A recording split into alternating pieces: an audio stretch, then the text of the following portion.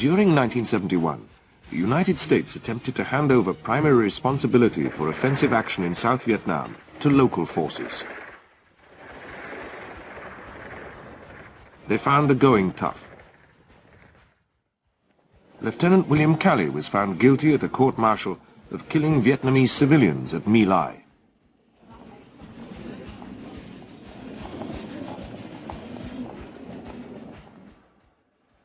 Anxious to forget Vietnam, President Nixon welcomed Japan's Emperor Hirohito to the United States. On his first trip away from his homeland, the Emperor went on to Britain. While in France, Mick Jagger seemed confused by the press at his wedding to Bianca. I can't do that, Lewis.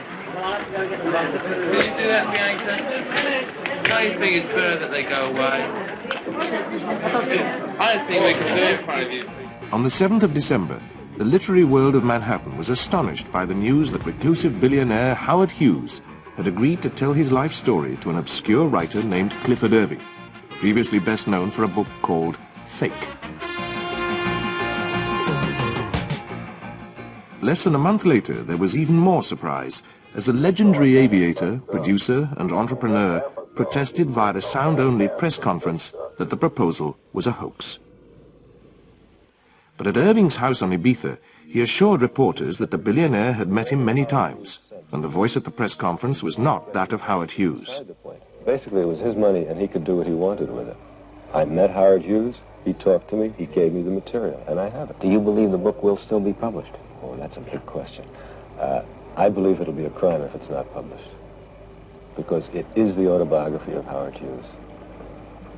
And as far as I know, he wants it published.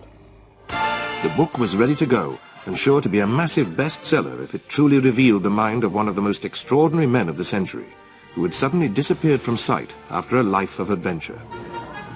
At 18, he inherited the $10 million Hughes Tool Company, an oil drilling business with exclusive patents.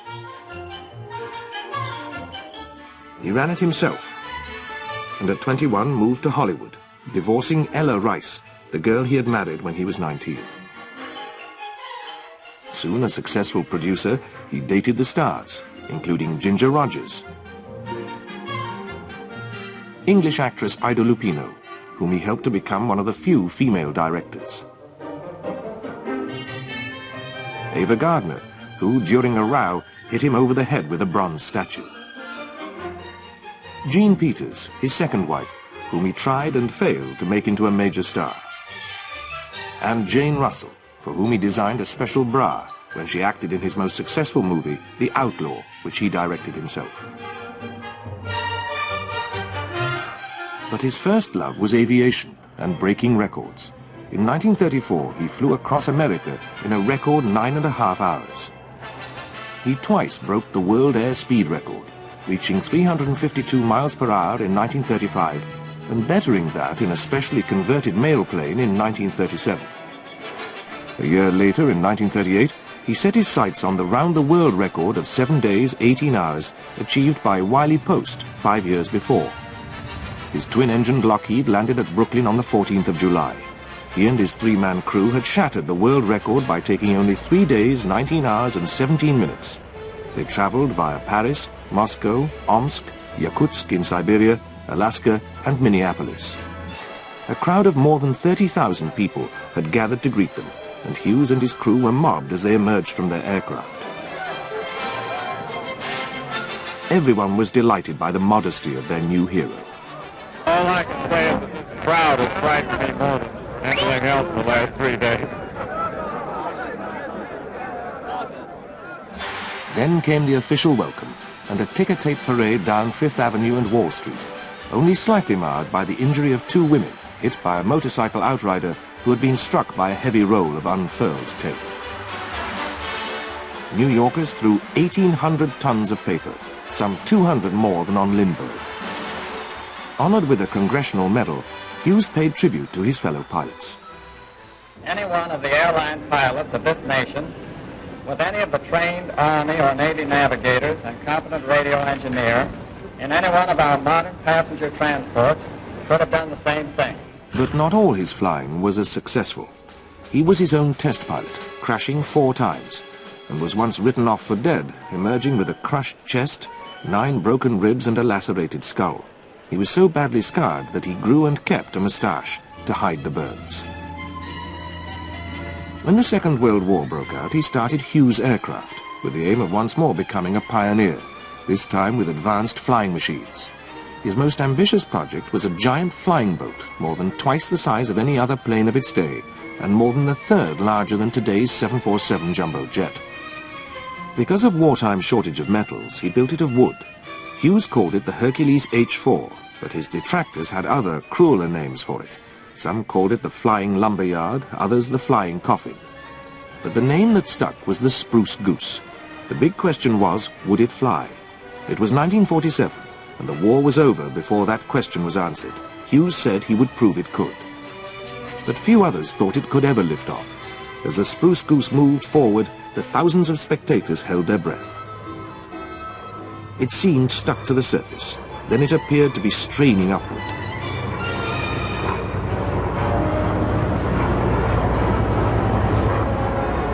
It was flying.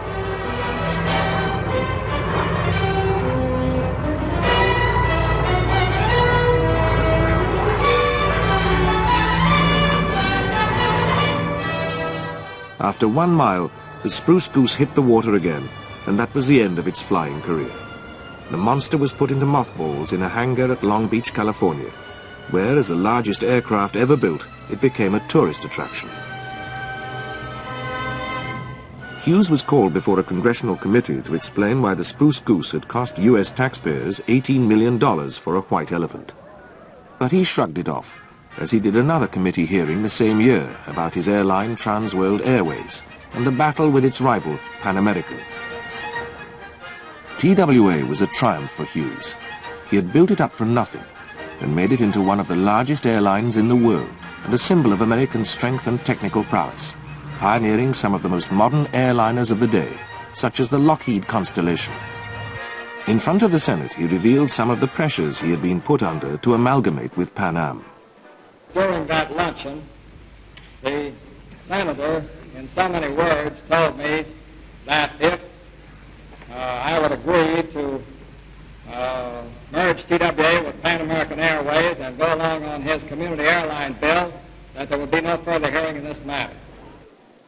In 1966, he sold TWA at a profit of $500 million. But by then, he had already been a recluse for many years, having disappeared into self-imposed purdah in the desert in the early 1950s. He added to the mystery surrounding him by buying up $100 million worth of real estate in Las Vegas and investing $300 million in its gambling industry. As peripatetic as he was secretive, he was spotted all over the world, in London, at the Inn on the Park in Park Lane. Then in the Bahamas, first hidden in another top-floor hideaway at the Hotel Xanadu in Nassau. And then settling for a while at another Bahamas hotel, the Britannia Beach. Hughes ran his vast empire by remote control through a trusted accountant named Noah Dietrich. He worked closely with Hughes for 32 years until they suddenly fell out.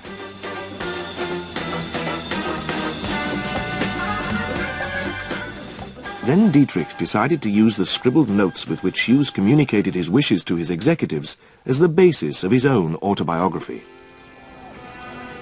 Growing ever more eccentric, Howard Hughes, now believed to be the richest man in America, hid his face completely when moving in and out of hotels. The only people who ever saw it were his 5 Mormon bodyguards. His bizarre lifestyle made him easy pickings for con men who offered false photographs, interviews, and memoirs. He could afford to pay for his privacy. Did you see the fellow that brought out through the lobby? You mean the one? Yeah. That was the invisible man. We were told that you didn't have Howard Hughes up there, and who was that fellow up there in your presidential suite? We don't tell anything about that information. Howard Hughes is not here. That isn't Howard Hughes? No. Well, who is that? That we don't give out. So it was not surprising that many people suspected another scam when they saw the headlines. But McGraw-Hill could argue that Clifford Irving was a known author who had arrived with letters from Howard Hughes confirming that he would collaborate in the production of the autobiography. Irving produced further letters from Hughes, urging publication and expressing surprise at any delays. He claimed to have had more than 100 meetings with the recluse, and it was not surprising that McGraw-Hill executives, led by publisher Albert Leventhal, grew increasingly excited by the prospect of a massive coup. They had few doubts about signing a contract with Irving and Hughes, and accepting instructions, apparently from Hughes, to send checks to Clifford Irving for sums which eventually totaled more than $600,000.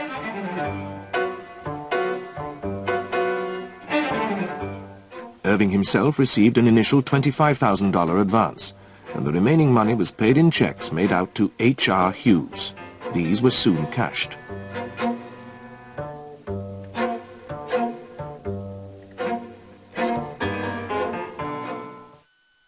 On the 13th of May, 1971, a flight landed at Zurich Airport.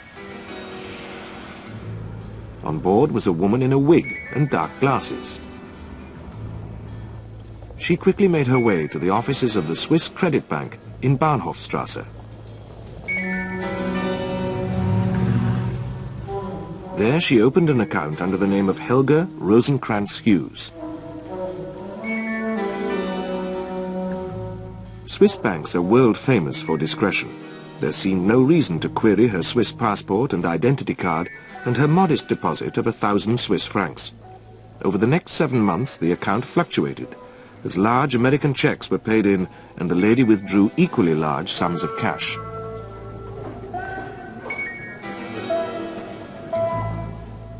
By early December, Helga Rosenkrantz Hughes had withdrawn all the money in the account, in cash, leaving the bank holding photostats of the McGraw-Hill checks, countersigned on the back H.R. Hughes. The signatures matched the one she signed on her original bank account signature card. On the 7th of December, McGraw-Hill announced the book, and almost immediately Howard Robard Hughes denied any part in it. On the 7th of January, he gave his first press conference in 14 years, by telephone from Nassau to an audience of 7 selected journalists in a conference room at the Sheraton Universal Hotel in Los Angeles. They sat fascinated as his voice emerged from the loudspeaker on a table in front of them. Never read it, I don't know what's in it, but I mean, this episode is just so fantastic that it taxes your imagination to believe that a thing like this could happen. I take it, sir, you do not know a man named Clifford Irving, then? No, I never saw him. I never even heard of him until a matter of days ago when this thing first came to my attention. Do you think that it's possible that there's been a man going around representing himself as Howard Hughes and has duped this author? Has duped the author? Yeah, into thinking he was talking to Howard Hughes. No, that doesn't seem possible to me. I mean, it seems to me the author has ample motivation for doing this thing without being duped. I understand he got paid $300,000 advance for the book. That's what I've been told, and that's what we're trying to run down, because that's the one thing that I don't understand here. In other words, there's got to be a bank record somewhere of this transaction. It is so fantastic and so utterly beyond the bounds of anyone's imagination that I simply haven't any idea what is it. Well, obviously, the motive for Irving could be money, but behind this thing. Thank you very much, sir.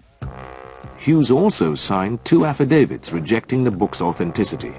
All 7 of the questioners had met him in the past, and all agreed that it was his genuine voice.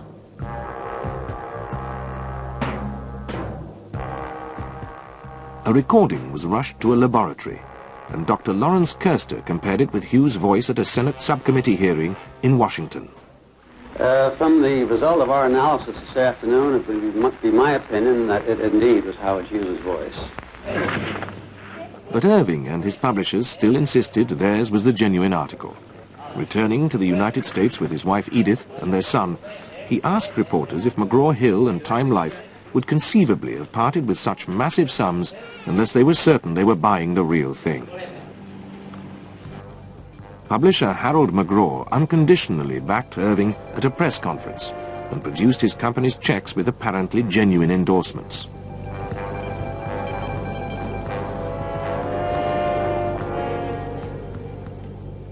To him, the evidence seemed irrefutable. And so forth, personally handwritten letters, personally signed, contracts,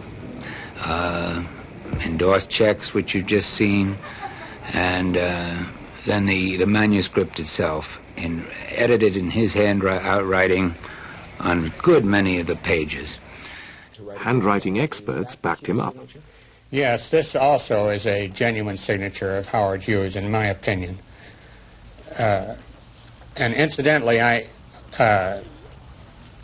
so far as I know, Clifford Irving was not in Las Vegas at the time this will turned up, so that eliminates one possibility for it not being authentic. But by the end of January 1972, serious doubts were creeping in, and Irving emerged from New York's Chelsea Hotel to confront skeptical reporters who were asking if it were true that the Swiss Credit Bank had called in the police and that McGraw-Hill had suspended publication of the book. Events were now speeding up, and on the 31st of January, 2 grand juries were called to see if there was fraud.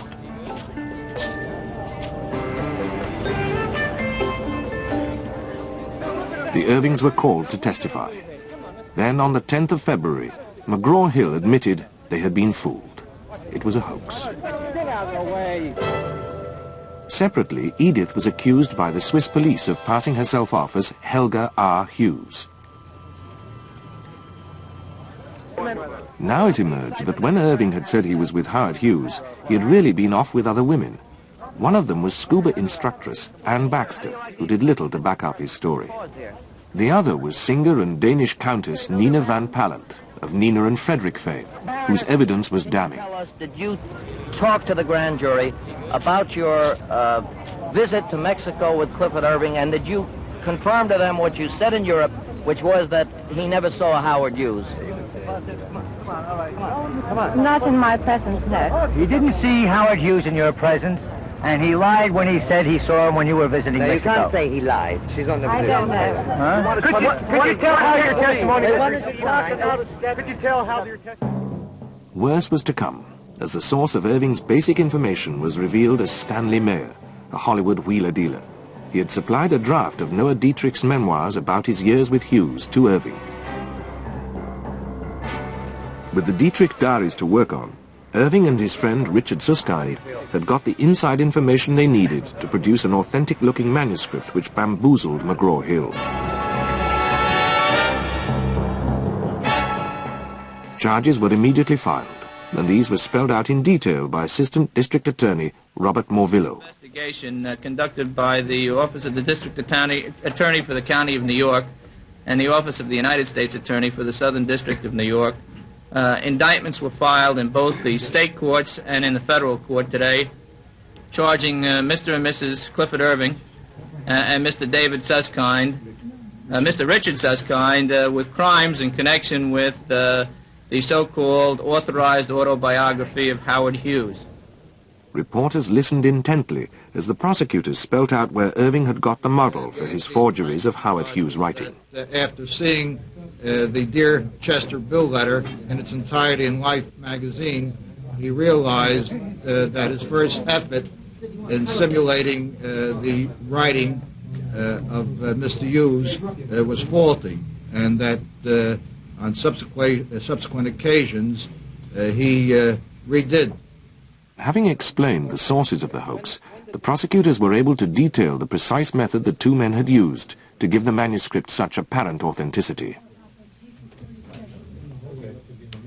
Well, the indictment covers that and simply states that that's what happened, that in July and August on the Isle of Ibiza, the book was written in tape-recorded sessions between Mr. Irving and Mr. Susskind, and that, as I stated before, what would happen is that on one day Mr. Irving would pretend that he was Mr. Howard Hughes, and Mr. Susskind would ask him certain questions based upon their research.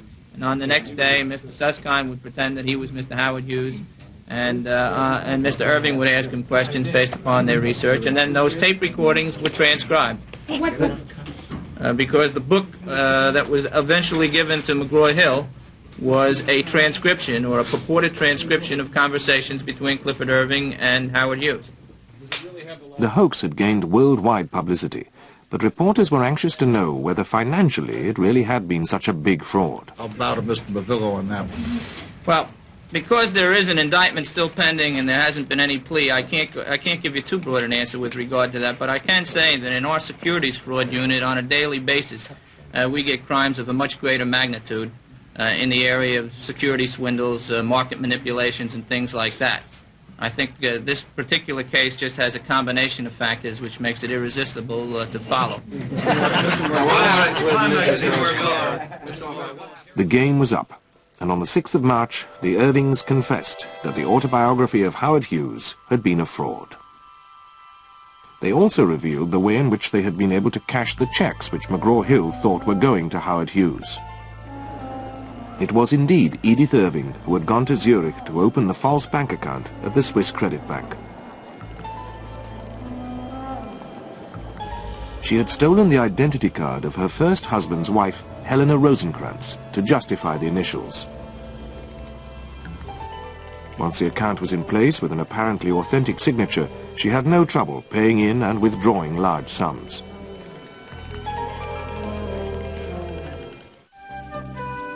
The man whom Irving had gambled would never expose him never did write his autobiography. But the exploits of Howard Hughes were so extraordinary, they did not need one to live on.